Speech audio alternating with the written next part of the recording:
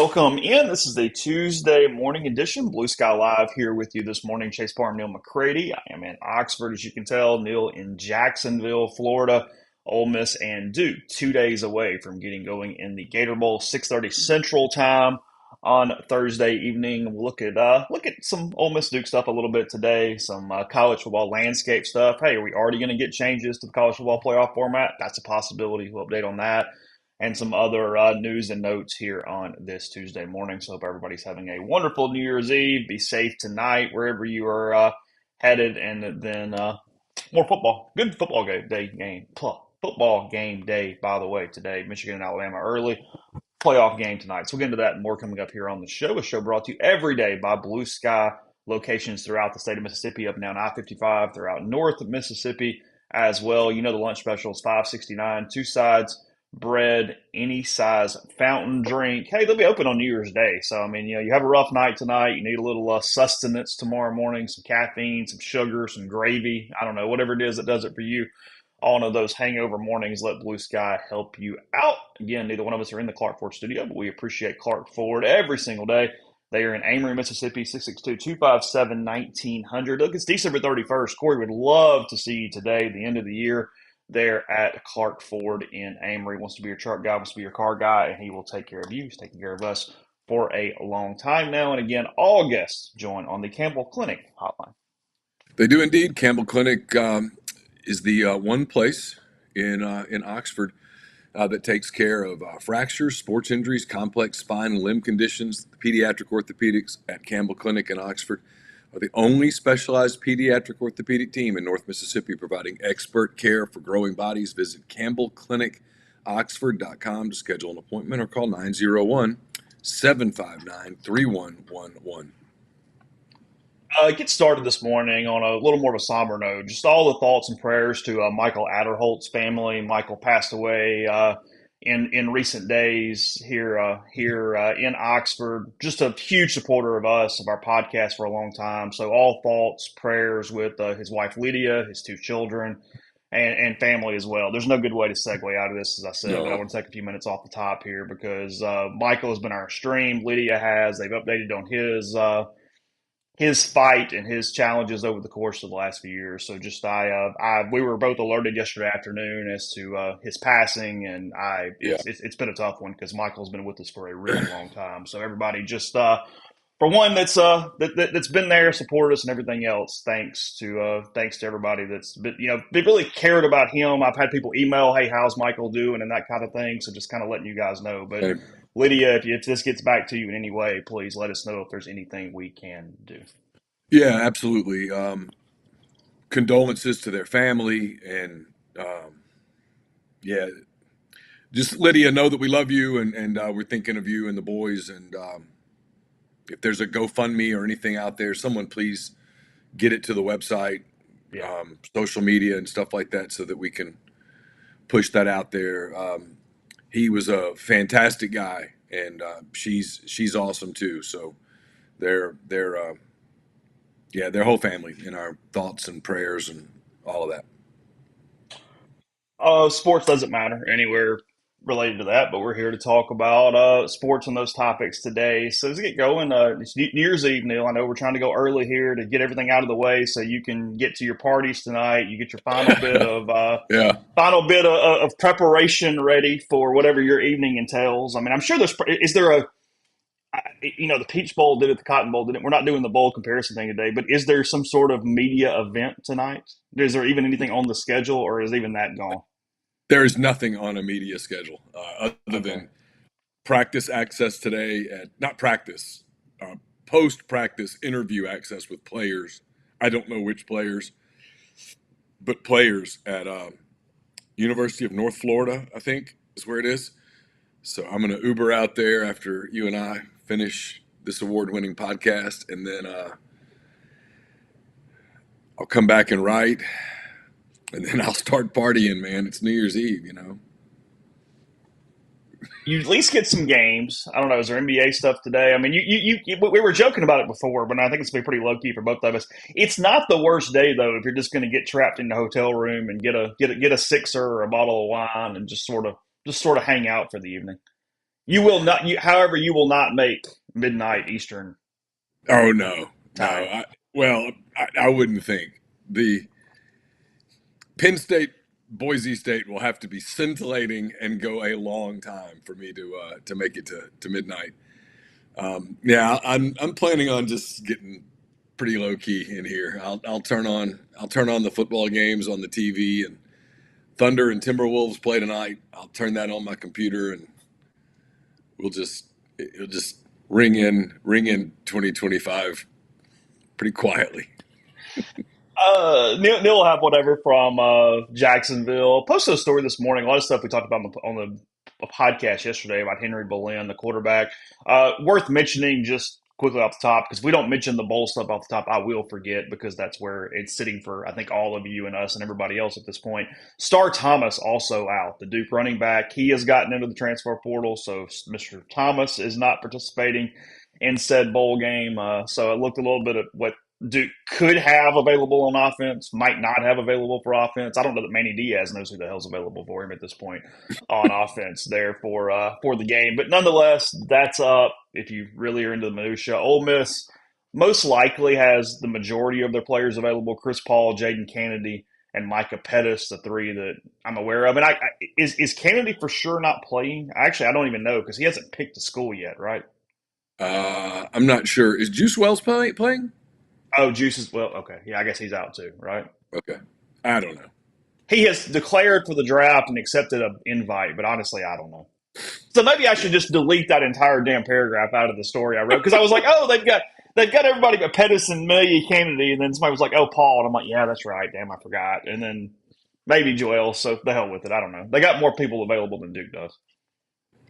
They have, yeah. I will say this: the word here in Jacksonville is that plenty of tickets are available. If if you're just on a whim and you decide, hey, I Whatever think I'm gonna section you would like. yeah, you can probably pick your seats for the most part. Oh, that's a good question, Tupelo. In the post game Thursday night, what kind of questions can a journalist even ask following a game that's way less meaningful than Ole Miss's goal, which was just a playoff game? It's not even like that it was less meaningful than that. It's that nothing you're doing in the game. I mean, other than like Simmons goes for 380 in relief or something, you go, wow, that was pretty cool, huh? Like, whatever. There's not Yeah, much there, because you're just either rehashing or you're talking about stuff that probably doesn't have a ton of relevance to next season in some way. yeah, I know. I'm the I one that's mean, going to sit there and stare at a computer and go, I got to write something, anything. I don't really know what the story is. I mean, I I think you're think, having to pick a person that you get available that it did mean something to, or something. Like, I just don't know what else on a large term context yeah, has any bearing. yeah. I mean, we've covered the ground. I mean, look, I think Ole Miss is going to win. I think they're going to win big, and they're going to finish 10-3. And I think, in many ways, the fact that the 10-3 is going to be somewhat disappointing tells you just how far the program has come. It also shows you. You and I've had this conversation many times. I've had this conversation with lots of people in sports. Championships are hard. It's really hard to win because winning sometimes requires a level of luck that you can't create on your own. That and bad luck can get you. Like, look, and you could do this with a lot of teams. I'm not making excuses for Ole Miss before anybody turns that into that. But like, I thought in the Florida game, you can go back and you can see a drop off after Trey Harris went out. And I don't mean just like there was a moment there where people were just upset for Trey and they lost their focus for just a minute. And I think that little, like if Trey Harris doesn't get hurt in that game, I think Ole Miss wins it, Mm-hmm. right? That's now look, you could do that with a lot of teams, right? I'm sure that I could pick, I'm sure Alabama could say, well, if we hadn't had this happen to us in this game, we would have won. And people could do that all over the place. So that's not, I mean, I'm sure South Carolina goes, if an official just hadn't called a tic tac foul on us in the LSU game, we're in the playoff Mm-hmm. with momentum. And there's probably some truth to that. Um, but, I do think that's one takeaway is that if 5 years ago, I'd have said, "Hey, Ole Miss is going to go 10-3 and blow out Duke in the Gator Bowl." People would have been thrilled. Now, of course, the landscape has changed with the expanded playoff and all of that stuff. But the fact that a 10-win team, and disappointing is the wrong word. I'm still trying to find the word for this, but it's not joyous. It's like there's still left for more, right?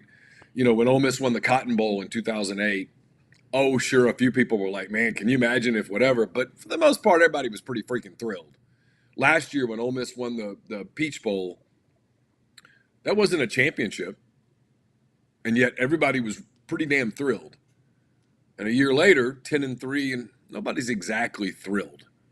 And so, I mean, I think that's indicative of where the program is and just how hard it is to take that last step, because the only thing left for them now is to get into the playoff and compete for the national title. That's it. That's all that's left. They've covered this level of going from mediocre to good to really good. They got there.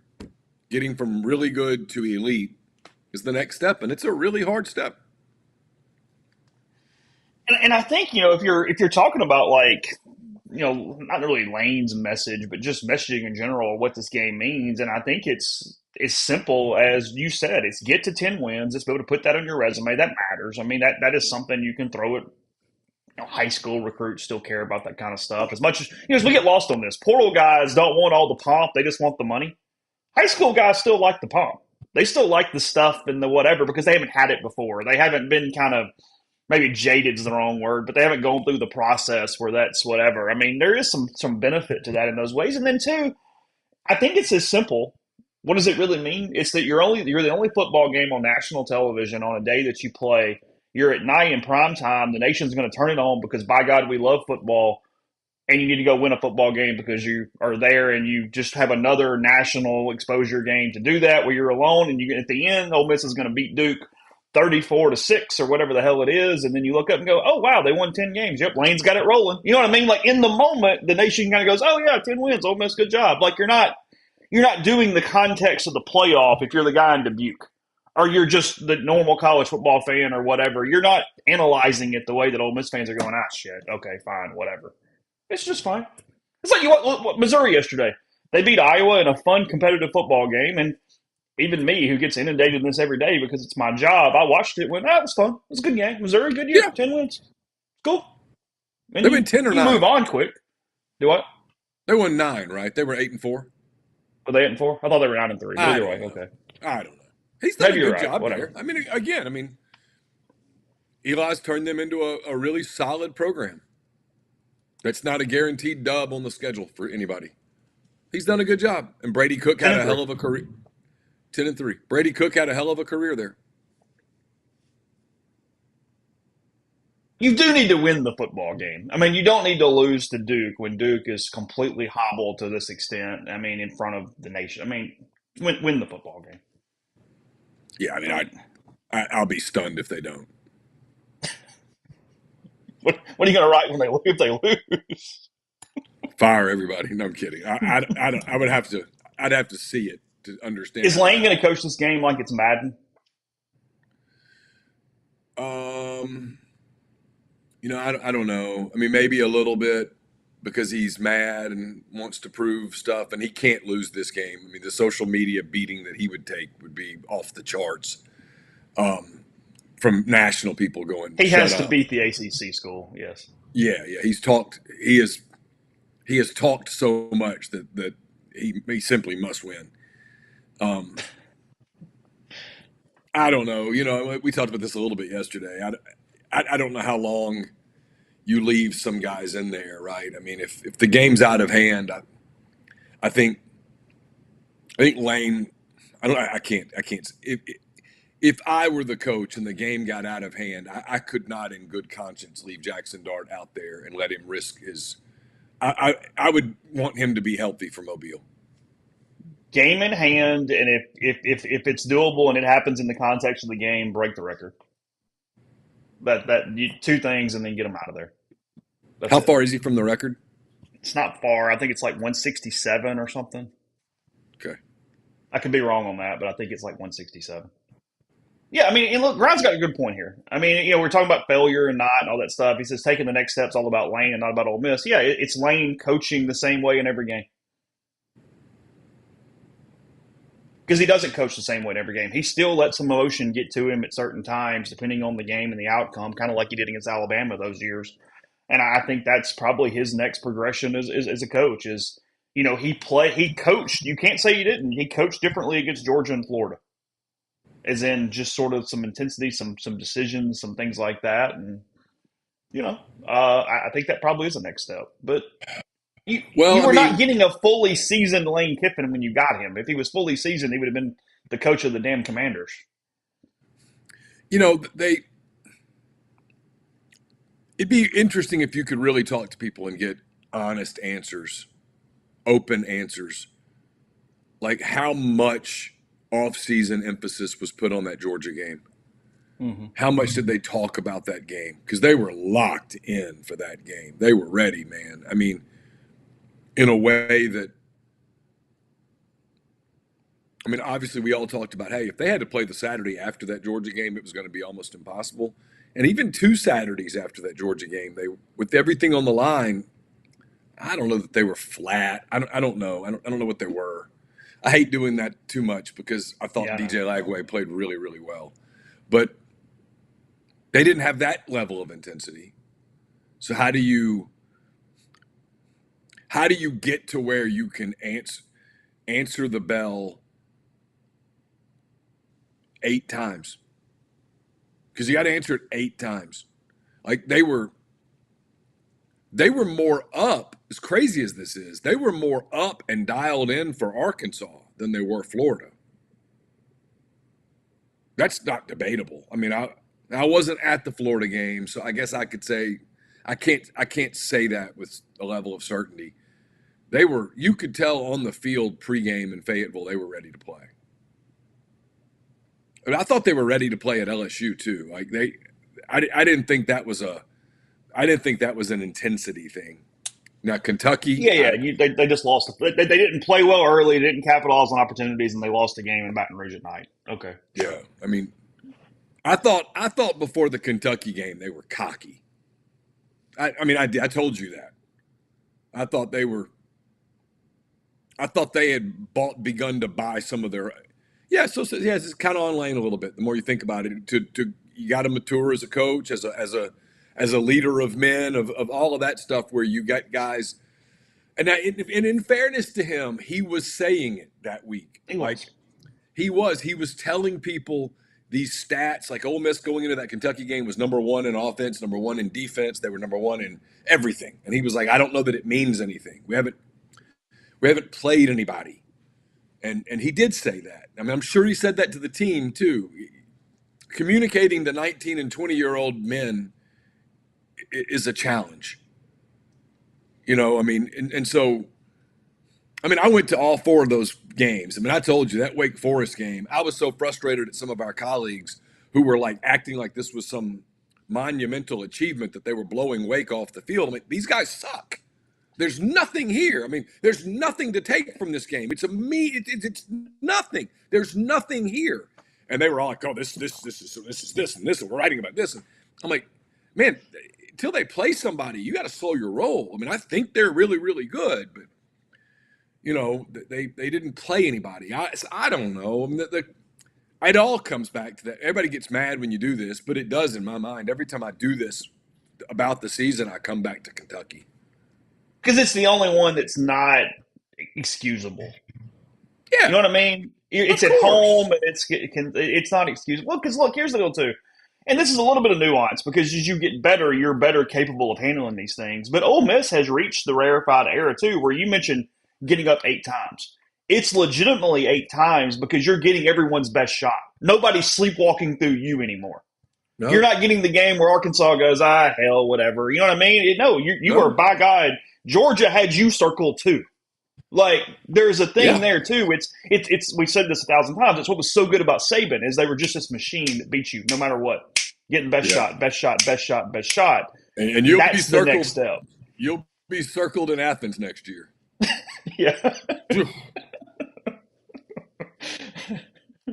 I mean, Yeah. they won't say it out loud, but you're circled.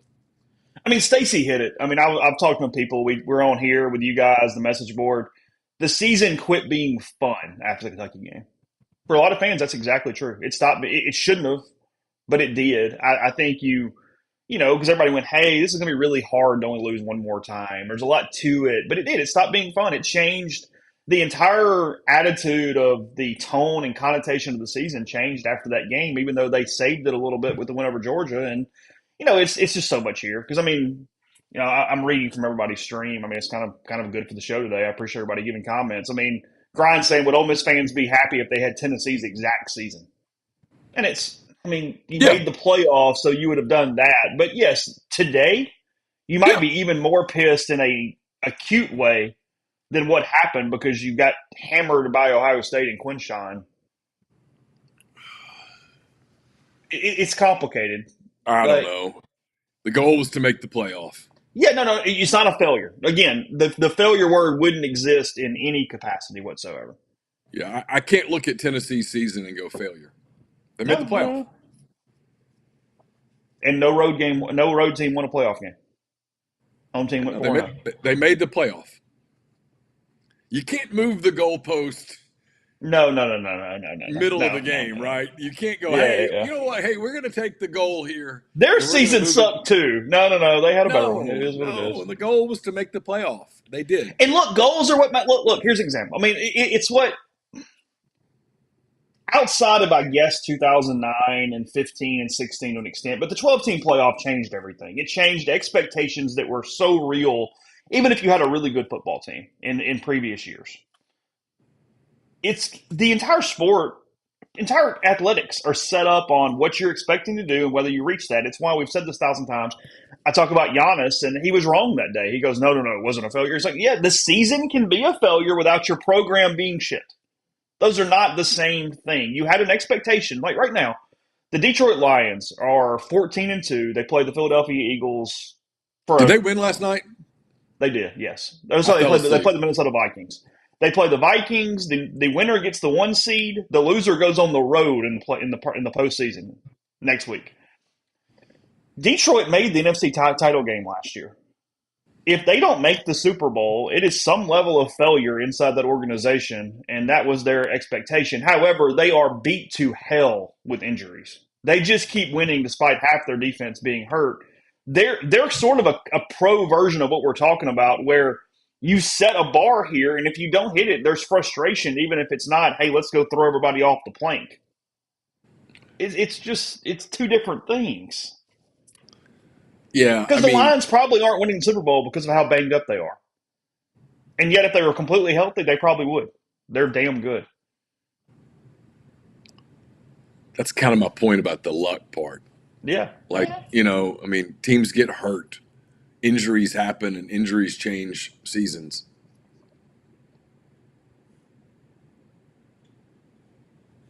I mean, the message board this morning saying Quinshon's coming back, so we can just go ahead and. Jeez.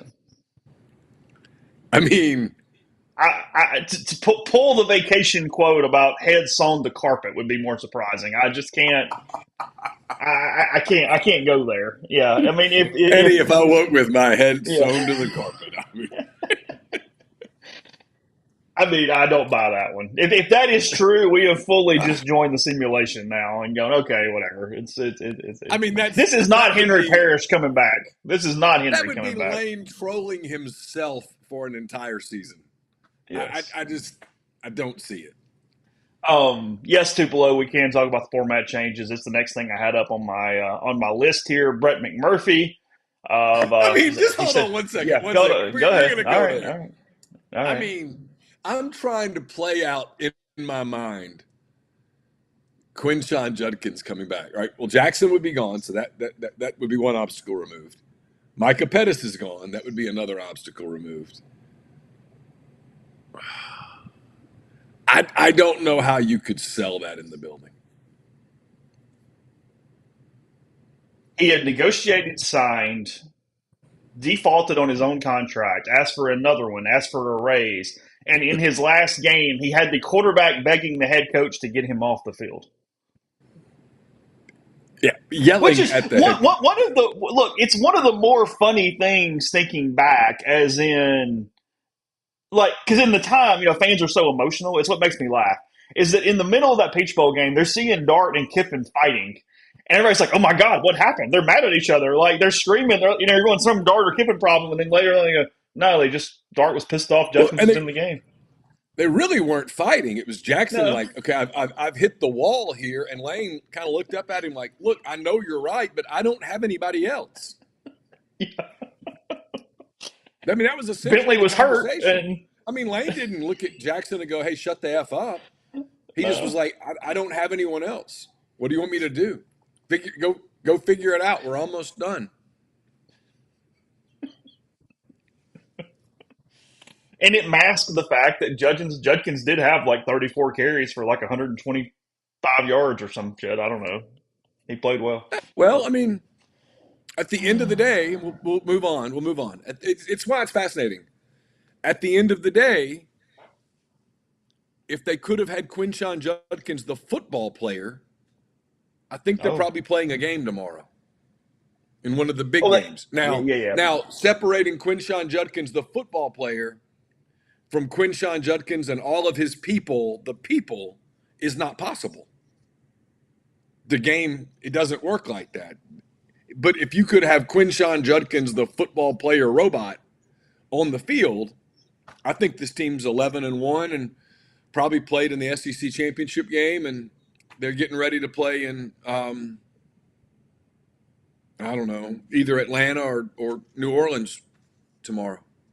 Well, because but here's the truth. Maybe not to that point, but just making the playoff. I think Ole Miss is in the playoff if Parrish doesn't break his leg. I believe that. I think they beat Yeah, I do Florida if too. they have Henry Parrish. Yeah, I do too. I do So I too. mean, there's. Uh, Grant had one more good point. We are moving on, but I want to mention this. You guys are really good in the stream today. I appreciate it. Um, he says here. Let me find it. Give me 1 second.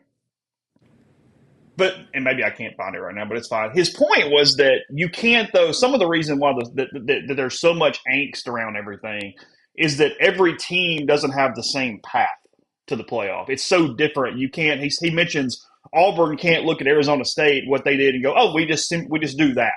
No, Uh-huh. it doesn't make any sense. You have to do what Texas did or Georgia did only, not what these other teams did. And it's why he mentions Texas Tech is at least theoretically spending all this money. As you look up and go, well, hell, if Arizona State can do it, then we can do it. What's the Sure. difference? I mean, that it's that. So I mean, we in the NFL, sure, you have divisions that are harder or not harder, but it's completely built on parity, and it's not set up where there's a completely different route for half the league than there is the other league.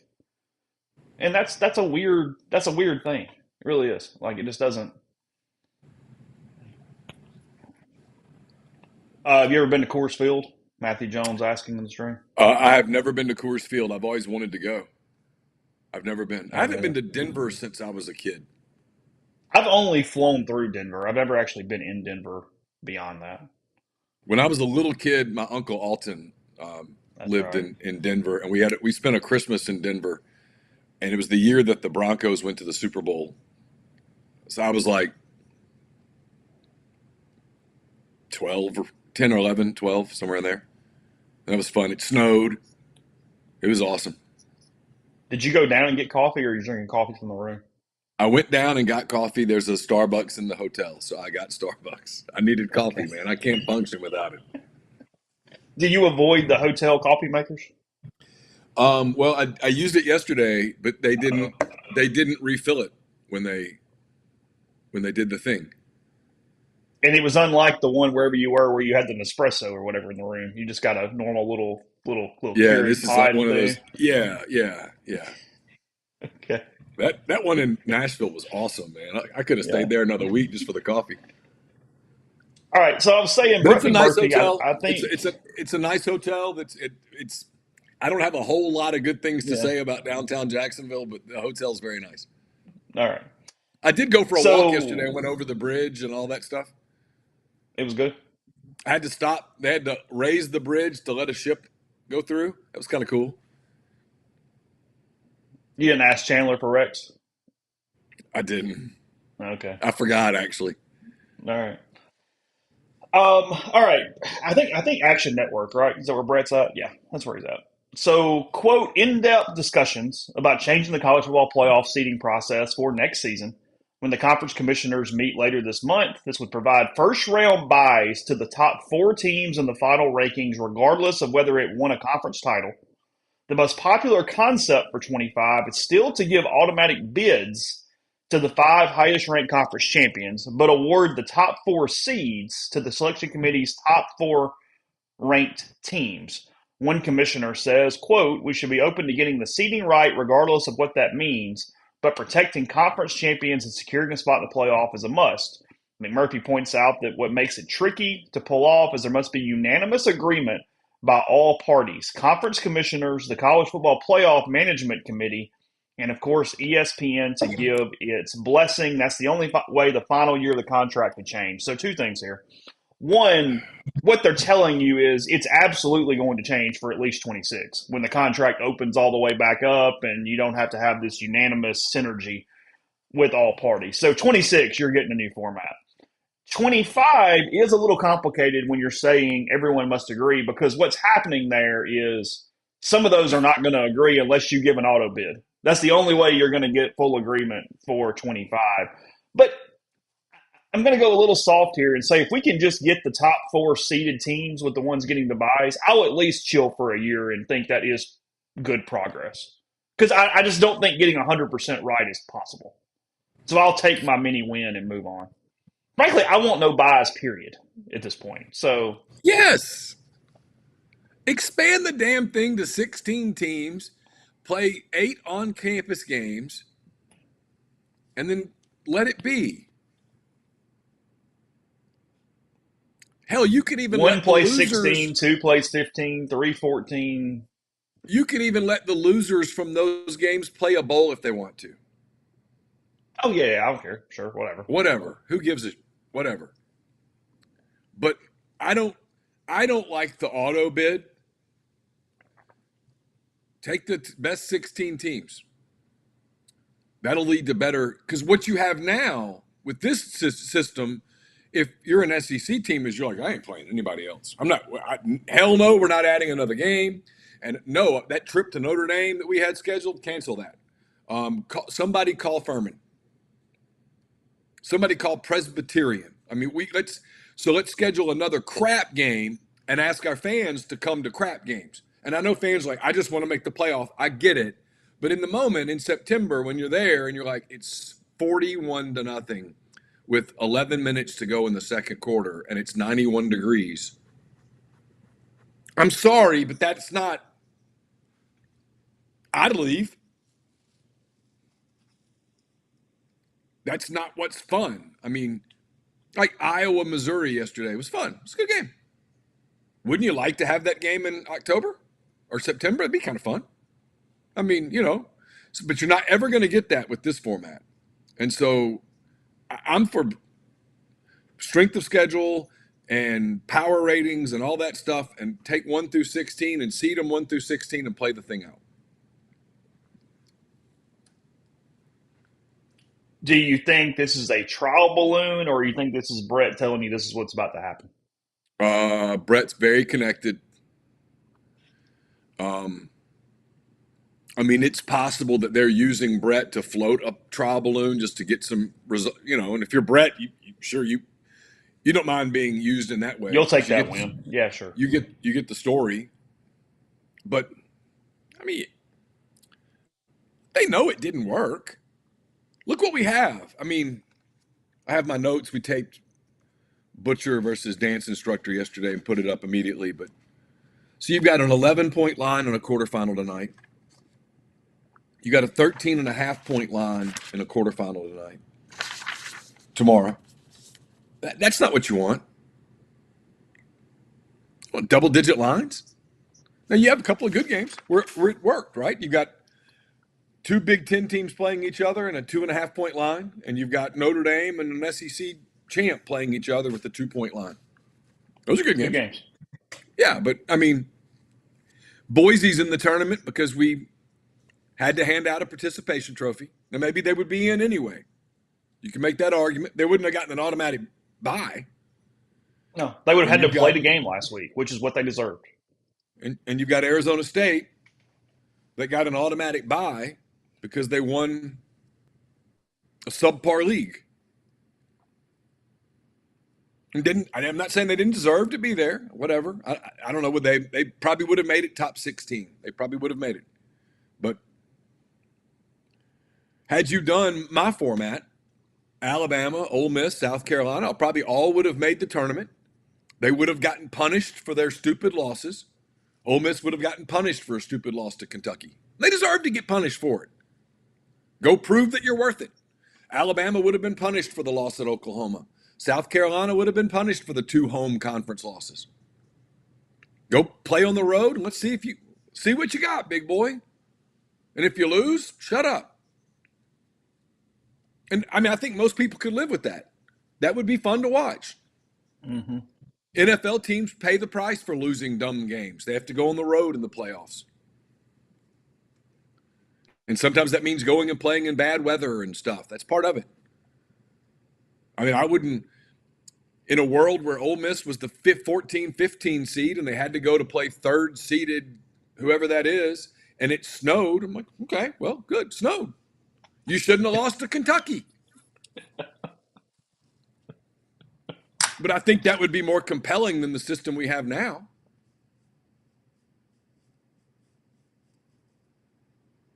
We're going to get it half right for 25. We're going to take another step in 26, but we're still going to let everybody in and be pissed off for 5 years. But they got to fix something, in my opinion. This is where I'm different than everybody else, and I'll admit it. They got to fix something where a team like Ole Miss doesn't have a September like Ole Miss just had, where the season doesn't start until the last day of September.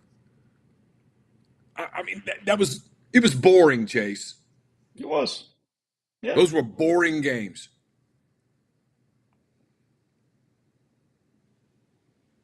The schedule's a little more even next year. They get Kentucky and Lexington in week 2. Yeah.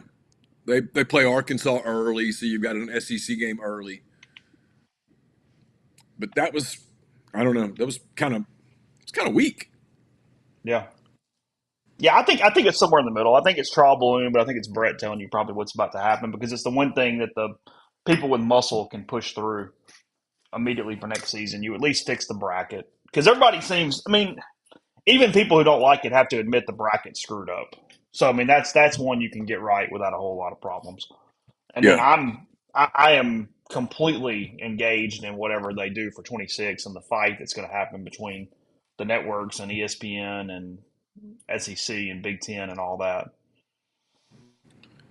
Well, So, I mean, if I'm the SEC or the Big Ten, I'm not agreeing to this format moving forward. I'm simply saying, nah, we're good. nope. We'll play our own Yeah. damn tournament. You guys And wanted not to agree to the other? Okay, we want to agree to this. So, all right, cool. We'll play our own tournament, and everybody will watch. Because you can play the biggest, you can play chicken when you're the biggest chicken. Yeah. I mean, they can't do it without you. So, Well, I mean, it's a kind of a macabre metaphor here, but yeah, if you're the one driving the big semi and you're playing chicken with a Ford Focus, you probably don't have a lot to lose. yeah. If you're driving the Ford Focus, probably going to veer one way or the other at some point soon. Uh-huh. And so, I mean, the SEC and the Big Ten are driving big old massive semis. And I think they have leverage, and you should use that leverage. Why they didn't use that leverage this time, I'll never completely understand it. I never will. They were arrogant. They thought that the seasons would go a certain way and it wouldn't matter. Maybe so. There was a certain, maybe arrogance is not the right word. Maybe it was just not accounting for that factor. But because they didn't. But again, it was set up at a time when we didn't have 16 teams. If Texas is in the Big 12 and they've got the auto bid right there, it changes everything. Like Oregon would have had the Pac-12 bid, not the Mountain West. You know what I mean? Like it's the one thing we don't even talk about enough is that this entire thing was set up in a way in a place that didn't exist in the current format. If we take this exact season and put it where Texas was in the Big 12 and Oregon was in the Pac-12, our bracket does look cleaner. But it's not where we're at anymore, so we have to fix it because we no longer have the situation that you put up in to begin with to even get there. So that's where we are. I don't know. You okay with it? Yes. Me? Okay. Yeah. Yeah, I'm cleaning something off my computer. Okay. what's your what's your watchability today of these things? Alabama, Michigan is coming on at 11 o'clock. ESPN. Bama a 16.5 point favorite in this game. I mean, scale of 1 to 10, it's like a 5, 6. It's football. They're going to play it in Florida and Orlando. I'll turn it on. I'll be back. I'll probably be back in the room by halftime, and I'll turn it on while I'm writing. It's watchable, sure. It's football. That's It's the fine. number one. That's the number one sentence for bowl week. It's football. Sure. All right. No, I I'll mean the flip it game on. yesterday That's was. cool. The game yesterday was very watchable. It was fine. I was entertained. I didn't give a damn one way or the other, but I was entertained. You weren't pulling for the Hawkeyes yesterday? I mean, not really. I mean, I was. I could have been happy either way. I was happy for Brady Cook. For some reason, I like Brady Cook. I'm in the minority of people that Eli Drinkwitz doesn't bother me. Um, and you know, I thought Iowa was an improved team this year. They went 8-5. Is Yeah, that right? Okay. yeah. I know at 1 o'clock you're excited on CBS. We get the Sun Bowl in El Paso, Texas. We get the Louisville Cardinals and the Washington Huskies. Louisville a 1 point favorite over Washington in this game. That's a 1 on the watchability It's scale. nothing. I, I I'm mean, if just I think somebody would have to hold me hostage to make me watch that. I mean, that is the epitome of 5 minutes left. It's tied, and I'm just sitting in front of the TV and go, what the hell? But I'm already sitting there anyway. I'm not moving to the TV to see the end when it happens. I don't think you could pull me into that one. Okay. South What else we got? Carolina, Illinois at 2 o'clock on ABC. South Carolina Kind a of in. 9 point favorite over Burt and Luke in the Illini. I am It's too. kind of an 8 or a 9. South Carolina's kind of interesting. They got a lot of pieces coming back. They've spent a lot. Like games circled for next season at Vaught Hemingway, that's way up there. That You're stretch, you gonna have your hands full that day. I mean, we've got plenty of time. We have an off season to dissect the schedule once we actually know what rosters might sort of look like. But Ole Miss has Georgia and South Carolina and Oklahoma in some interesting spots next year where you go, yeah, gotta get a couple of those at least when you're looking at Well, how that thing is mapped out. you know, Chris Clark's a really good friend of mine. Covers South Carolina for I guess On Three now, Yes. and I like Chris a lot, and he's pretty objective. And I asked about Lenora Sellers at media days, and he's like, "Look, I don't know how long it's going to take. He's raw, but he is some kind of talented, and we saw it. And late in the season, that talent shone, and they bring a lot back. They're going to be good." And Altmaier has already announced he's back for Illinois next year. So not getting to the portal or anything. Going to finish it up with the Illini. He's had a good run 9 wins there. in the regular Good. season. He's had a damn Yeah, good run. he's had a really good run. I'm happy for Luke. I would have been fairly engaged in a Ole Miss Illinois bowl game. Yeah, That would have been fun. This is not fun. That would have been fun. Yeah, it's high. I mean, I'm like an 8.5 on South Carolina and Illinois for some reason, yeah, but it's where I'm yeah. at. Baylor and LSU. Baylor minus 3.5 against LSU. I forgot this game existed. Like to be LSU, which is typically pretty watchable. I don't care at all. I'm fine running errands during this game. Yeah, I mean, Like a 4. I was going to say a 4. That's probably right. And then tonight, the one playoff game of the evening, Penn State minus 11.5. The total is 54.5 in this one. Are you picking James Franklin and Drew Aller to make the college football playoff semifinals? And the answer is yes. Yeah, I mean, and they had to beat a mediocre ACC team and a crippled Cinderella to do it. Congrats. And like Jeffrey wrote, I mean, Penn State has no choice but to give James Franklin this massive contract now. Got to do it.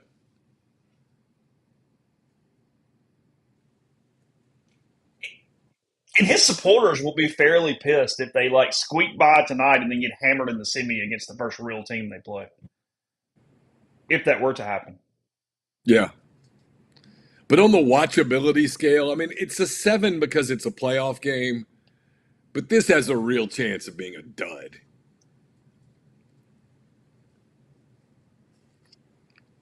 I mean, it really does. Are you pretty high on the 3 tomorrow to some extent? Yeah, I mean, I'm interested in Texas Arizona. minus 13, Arizona State. You like Kenny Dillingham. I like Dillingham. I sort of like that Arizona State team. They don't seem to really care of like what people think, and so they just say shit, and it's funny. I actually think Texas is pretty good. And then yeah, I mean Ohio State, Oregon. Hell of a game. I'm that's a 10. I'm totally in. Yeah. And Notre Dame, Georgia, I'm totally in. And Kirby throws his quarterback completely under the bus yesterday and backs over him, and then What did he do? Well, he said the team plays harder for this backup. Did he really? That's what he said. I mean, if you're Carson Beck, you're like, wait, what did I do? Really? That's what he said. They play harder for this guy, whatever his name is. Gunner Stockton. Gunner Stockton. That's it. They play harder for Gunner. He can run a little bit. I'm not sure if he can throw. Look, Notre Dame's pretty good now. I know everybody hates. I know Stockton's we going to all have to hate show Notre something. Dame. We all hate Notre Dame, but they're pretty good. They're physical. No, look, the two coaches that I have changed opinion on, or at least come to appreciate that I did not like at all in the preseason for different reasons, Marcus Freeman and Shane Beamer. Beamer kind Yeah. of bugged me going into this season. He's had a really good year with the press, with his team, everything. Beamer has done a really good job this year all the way around. And then Freeman to have been the butt of the jokes and had that early loss to Marshall, and then you know in his career, and you lose to Northern Illinois, and you do all that. He's done a hell of a job of keeping that group together. He's done a fantastic job. No, I mean for them, the Northern Illinois game was the fulcrum. They responded ever since then.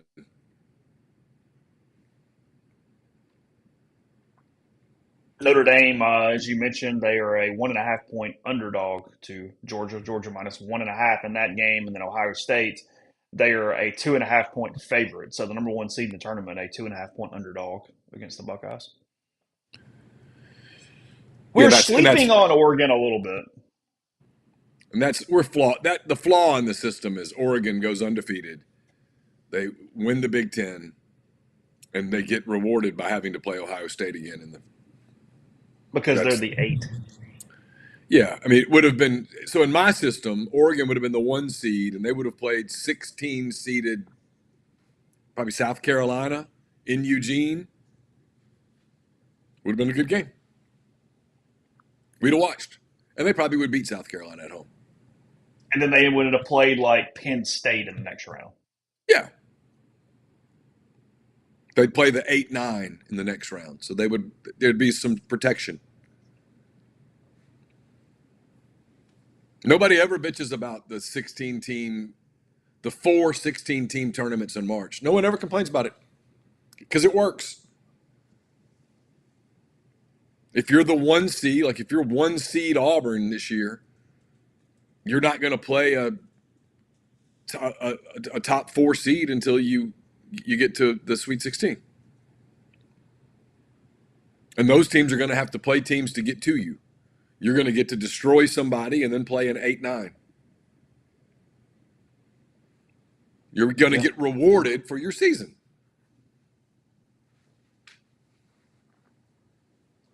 Who's going into next year on the hot seat in the SEC? SEC? Yeah. Pittman.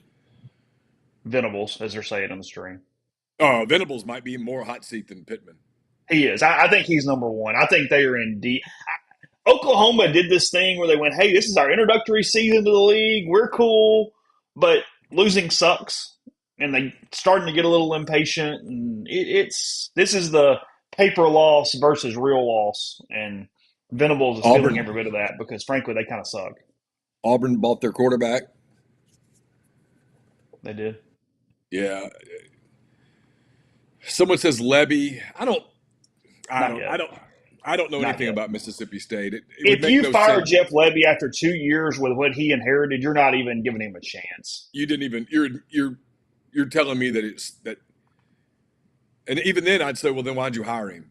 You're resetting your own clock, so you're not picked out as a job that's impossible, is what you are. Yeah, that's the only reason you fire Jeff Lebby is if you're just trying to save your own skin and go, we're going to blame him one time.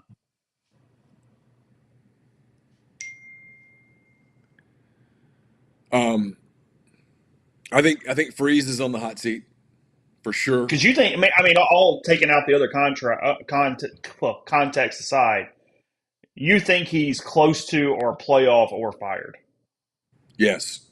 Anything less than 9, and he's for sure gone, in your opinion? Yes. Okay. And I think that applies to Brian Kelly too.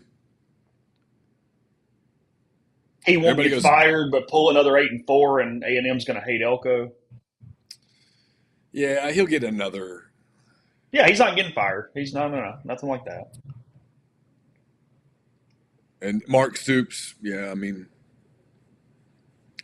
yeah, that is the time for Mark to head to Iowa City if he can get it. That is the divorced couple that can't afford the divorce right now, but they're literally living in separate parts of the house. They're not. No one's even pretending anymore. Everybody knows it. But their finances are so intertwined. Not even sleeping in the same bed to help the kids try to believe something. No. We're past all the stuff. No. Everybody knows. They're trying to make it till all the kids graduate. I mean, look, Adam in the stream says no shot Hugh gets fired at 8-4. I have been with you, but people who have been over in that state say I've lost my mind. So I'm just gonna I'm gonna concede to the experts at this point. Okay, I'm just gonna tell you, Adam. Want to bet? Holler. Because 8-4 means another loss to Alabama. 8-4 means another loss to Georgia. Nope.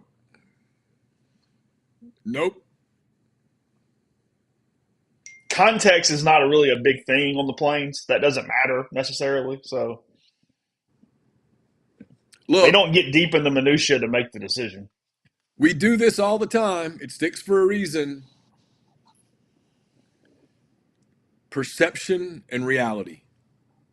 And perception is local. And that makes it reality. You can sit over here from a distance 30,000 feet and go, oh, I don't know. He's kind of maybe doing some. I went, no. There, the expectation, whether you agree with it or not, is really immaterial. Unless you're one of the Auburn power brokers. This is the truth. I'm not making fun of anybody. Unless you're one of the Auburn power brokers, your opinion is meaningless. Utterly meaningless. I mean, you're free to have it, but it has no influence. And their opinion is that Auburn should be a perennial national contender. You can laugh at that. You can go, oh, their heads are in the sand. You can, fine. It doesn't change that reality, though, Chase. The reality of is that the people who make the decisions at Auburn believe that Auburn should be a perennial national contender. And anything short of that is failure. That's reality.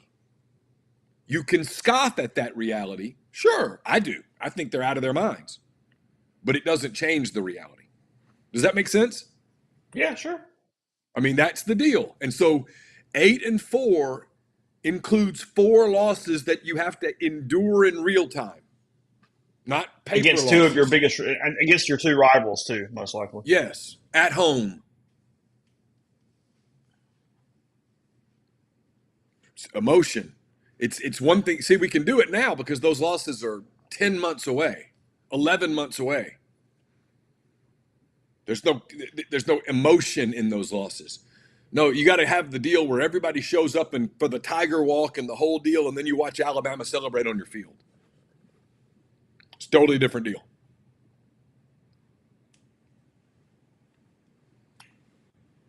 Yeah, Michael, I think that is true. I think Ole Miss was only an underdog against Georgia this season. I think that's right. Yeah, that's correct. Did you see the Titans have the worst against the spread in NFL history? They are 2-14 against the spread this season. Ooh, wish I'd known that going in. You can have an 88% or whatever it is hit rate just betting the damn Titans every week or against them. I got here Sunday, and there was a couple of Titans fans on my elevator, and I looked at him, and I went, "You traveled here?" And the one guy goes, "That's fair." He had his jersey on, the whole deal. I was like, "Damn, man." I mean, credit to your loyalty.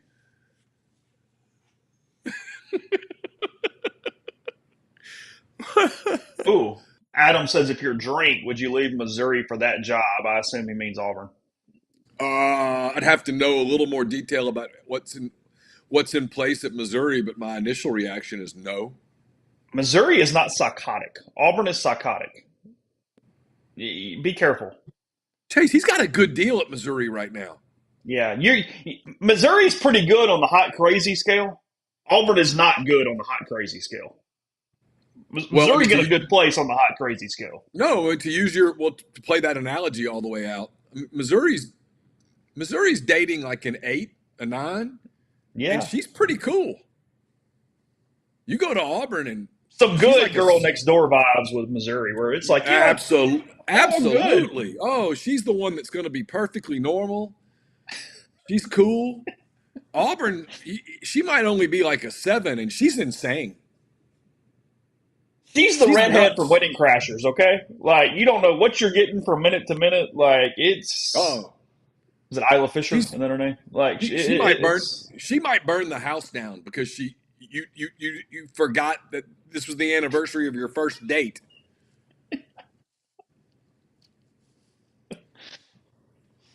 oh, No, I don't think. No, hell no, I don't.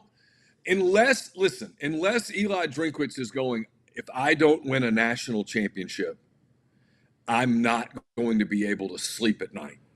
and okay. I mean, Then I guess because Auburn has proven that you can get there, Missouri hasn't. But no, if I just want to have a pretty good gig and make an absolute shit ton of money, and I mean, look, he's safe at Mizzou, man. I mean, unless he does something stupid, scandalous. I mean, he's won 10 games 2 years in a row at Missouri. He's recruited pretty well. They have a pretty good NIL program. yeah. Why would he leave? I was going crazy of Isla Fisher, not attractiveness. I'm sorry. I'm getting hammered in the stream. It's fair. Yes, she is. She is hotter than Auburn is hot. You are correct. I'm just it I was a got to look her crazy up. factor. I'm Yeah. looking her up now because I'm not sure I know who that is. Okay. Oh, yeah, no, she's hot. Yeah. Sorry, I was talking about just the craziness in the role. That's all. We're not. Yeah. Yeah, no. Yeah, That's not Auburn. no. That's what Auburn, but hey, okay, full circle. Auburn thinks it's her. Yeah. Auburn looks in the mirror and goes, "Oh yeah, look at us, baby. Look And at thinks it's half us." as crazy as it really is. Oh, well, they don't even think about the crazy. They think they're totally sane. Or tells you everyone else is as crazy as they are. It's actually that. I don't know. We're just like everybody else. It's cool.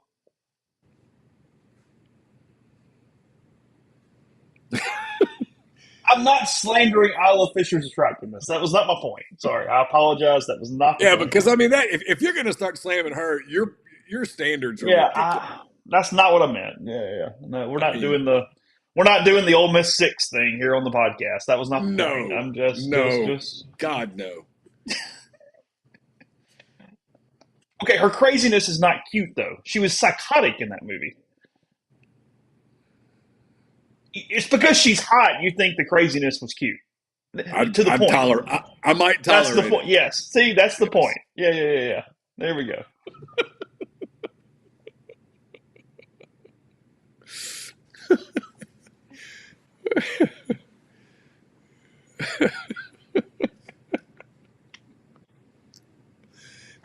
Gron says, "Don't worry, we're about to get our body done."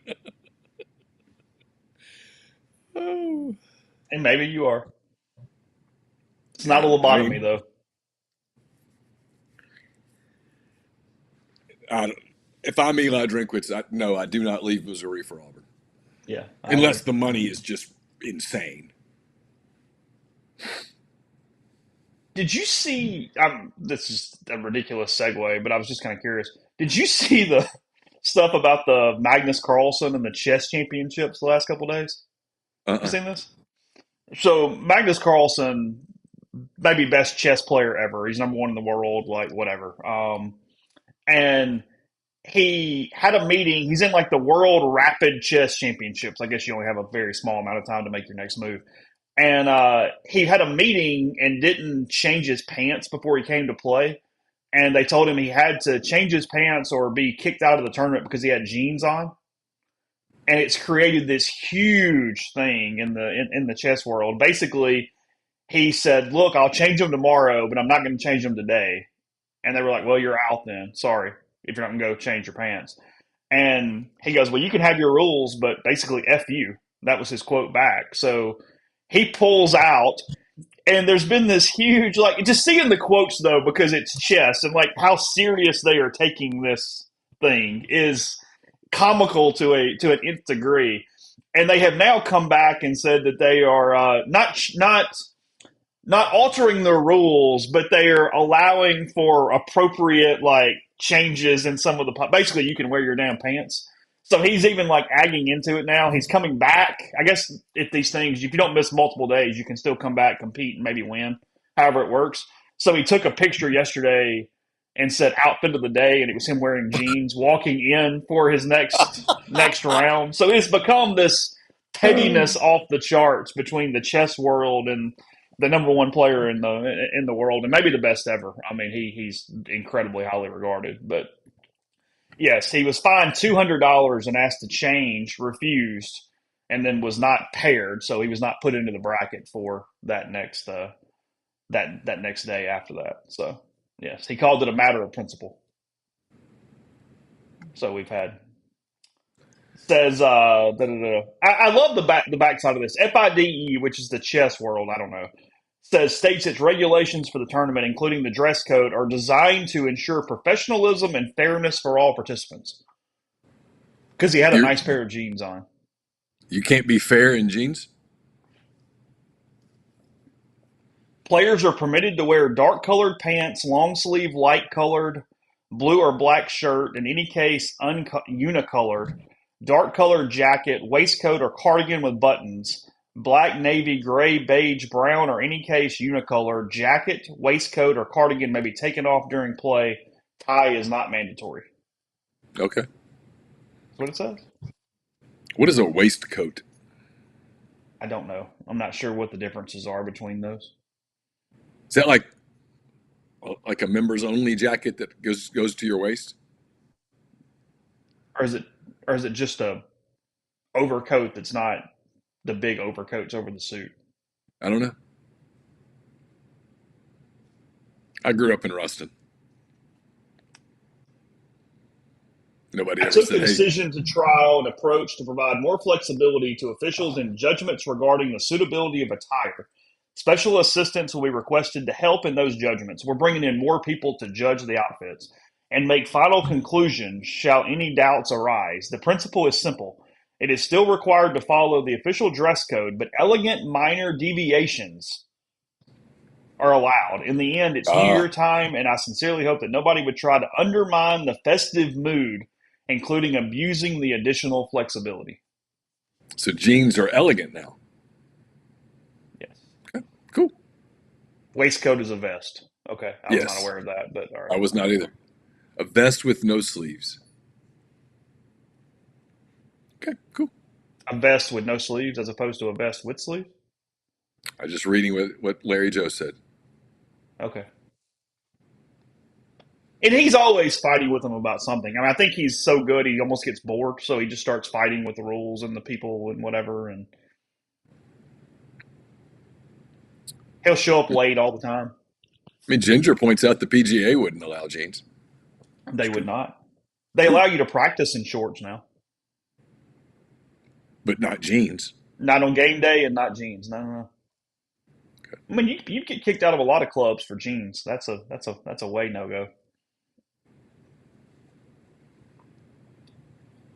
I mean, you didn't wear jeans during your two golf rounds. I did not. Knox, that feels on brand. He says chess officials are more stuffier than golf officials. I mean, I have a hunch there's not a much more of a stuffier human on the planet than a chess official. I wouldn't think. I mean, I'm just saying that probably is on up there. I don't know how to play chess. I wish I did. I probably should, but I don't. Do you? I don't. It's actually one of the things that I always consider like making a resolution that's like doable. Like, hey, I'm gonna learn how to play chess this year. Hmm. But I don't know how at all. No clue. I mean, I guess I know the very, very basics, but nothing where I could sit down and play a game. Did you see? By the way, did you see Florida State's comment on Leonard Hamilton after yesterday? No, I didn't. I didn't follow it. Okay, they didn't back him really. Their quote, and everybody's making fun of it, including Michael McCann, who always does all the legal stuff. They said something like, "We support and respect Leonard Hamilton's right to defend himself." That was it. That does not say we agree with you. That does not say we're supporting you. It just says he does have the right to defend himself. Which is It's a true. well, but here's the deal. And look, this is a lesson in all collectives. This is actually a pretty interesting fight because I'm backing Leonard Hamilton here because you know why? They don't have anything in writing, Neil. Oh yeah. It was a promise orally, and there is some ways in Florida to get an oral agreement to be binding. But they have a lot of flexibility there in being ruled down. I think he's going to get away with this by simply telling them, "Oh yeah, don't worry, come on back, and we'll pay you $250,000." But they didn't get anything with a dotted line on it. Should always put it in writing. You should always put it in writing, and you should always read your contracts. Yes. Those are both accurate. Well, you should actually have an attorney read your Well, contract. okay, yes, it's worth a couple $100 or whatever it is to get that bad boy looked at. You go. You go. Hey, take 30 minutes of your day and read this thing. Grind wants a quick order of finish predictions in the SEC. Basketball starts on Saturday. Okay. All right, I'll go quick. I'll probably screw it up, but Yeah, let me get all the teams up. Hold on. I'm going to go Auburn, Alabama, Tennessee, Florida, Mississippi State, Texas A&M, Kentucky,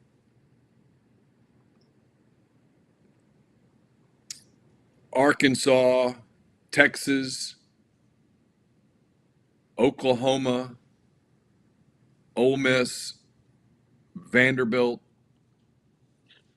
Missouri, LSU, South Carolina. Okay. So you maybe have Missouri a little low. Maybe. They do have a win over Kansas. Yeah. Do have and Okay. Yeah, I'm It's really hard in the middle, like towards once you get to about five to about 14 is kind of hard. no, it's a mess. I'm gonna go Tennessee, Auburn, Alabama, Florida, Oklahoma, Oh wow. Okay. Kentucky. No, A&M, Kentucky,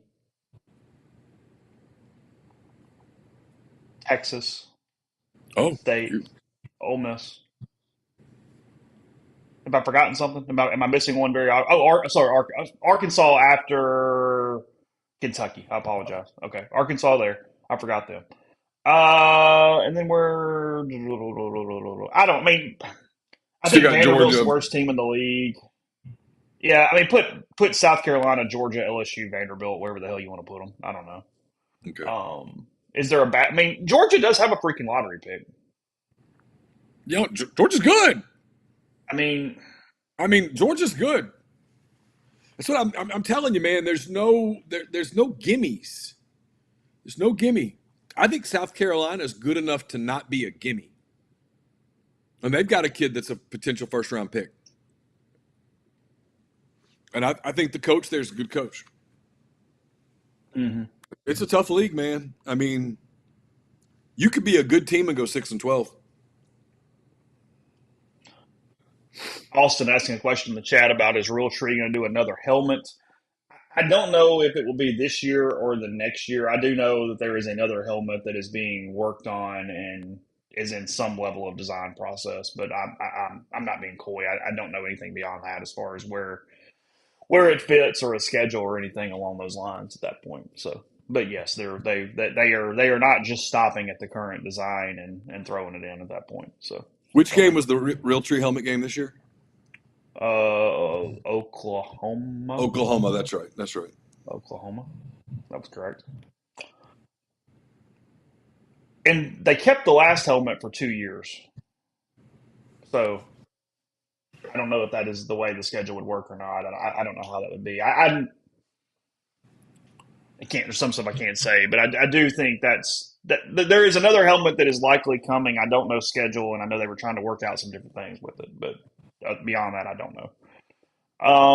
Speaking of them, we'll have the MPW Digital post game show presented by Realtree on Thursday. It will be a watch along, so we'll go live sometime around 6:20 Central for that game. Hang out with you, watch the game, see how that entails, and then the post game beyond that also. But again, it keeps us from going just crazy on the post game. We get some topics out of the way during the game, so come hang out, make us a second screen with you for that viewing experience.